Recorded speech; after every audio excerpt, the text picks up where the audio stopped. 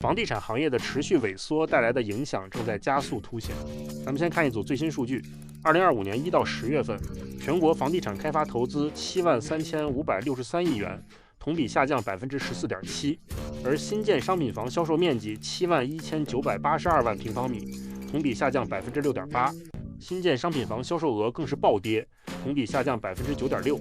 70个大中城市中，新房价格连续18个月环比下跌，二手房价格更是连续24个月下行。更关键的是，居民部门杠杆率已接近62%，但资产端却在缩水。这意味着过去支撑中产消费信心的财富幻觉正在消失。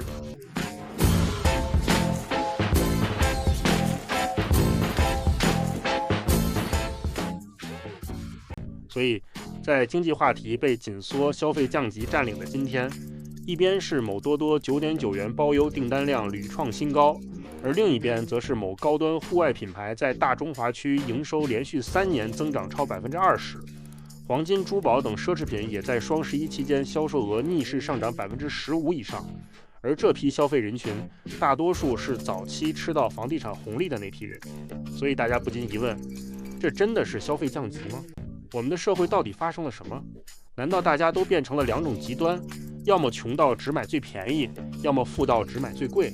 还是说我们正在经历一场更隐蔽、更危险的社会结构变化？传统意义上的中产阶级正在系统性的消失。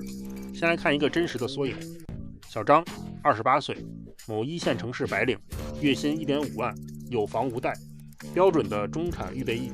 过去1年，他彻底重构了自己的消费逻辑，不再喝38元一杯的精品咖啡，改泡几毛钱一袋的速溶，午餐从人均60元的连锁餐厅变成自己带饭，连健身卡都退了，改用免费公园跑道。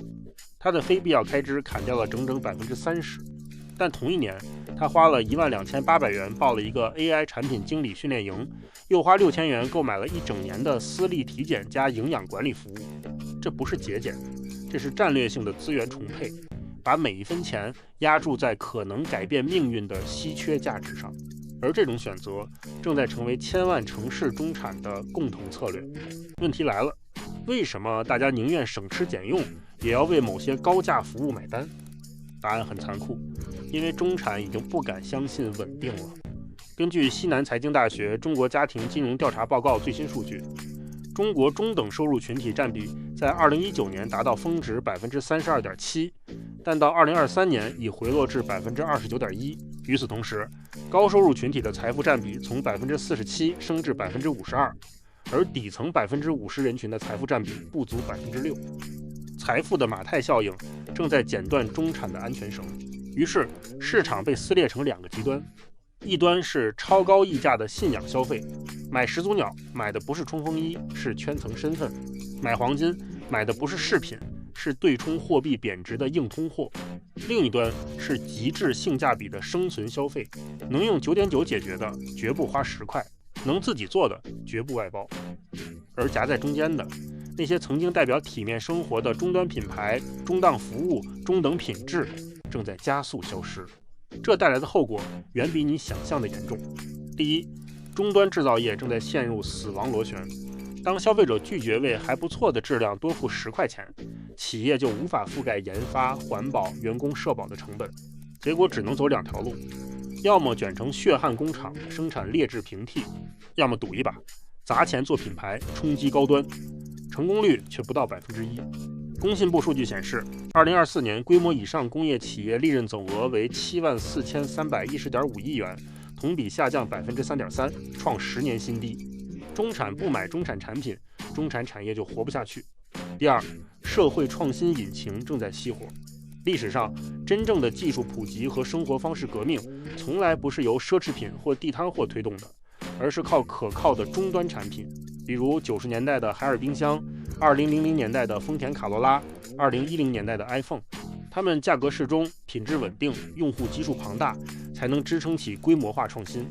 如今，当终端市场塌陷，创新就变成了少数人的游戏。第三，也是最致命的，信心的崩塌。中产消费的本质是一种对未来的投票。买一辆20万的车，意味着你相信5年后还能供得起汽车保养费；给孩子报一个8000元的兴趣班，意味着你相信教育还能带来阶层跃升。可当这种信念动摇，人们就会把钱藏起来，或者只投向绝对保值的资产。我们可以从历史和国际经验中寻找答案。看看美国的铁锈地带。上世纪中叶，底特律的汽车工人凭借一份蓝领工资就能轻松养活全家。他们是美国中产消费的主力军，购买着可靠中价位的产品。但随着制造业外迁和产业结构转变，这个庞大的蓝领中产阶级消失了。失去中产支撑的城市，消费市场也随之崩塌。底特律也从汽车城变成了一座空心城。再看日本的失去的30年，在泡沫破裂后，日本的消费市场也走向了两极。一边是极端的折扣店如百元店的兴起，一边是精致到极致的小众高端品牌。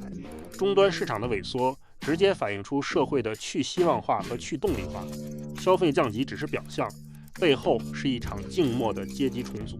当中产从一种身份变成一种奢望，当过好日子不再理所当然，而需要精密计算与孤注一掷，我们就该警惕了。一个没有中产的经济体，就像一栋没有腰梁的房子，看似顶端光鲜，实则摇摇欲坠。所以，别再只谈省钱了。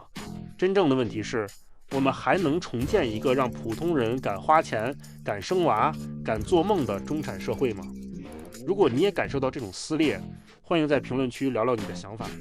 如果觉得值得深思，也请转发给那个还在努力维持体面的朋友。咱们下期再见。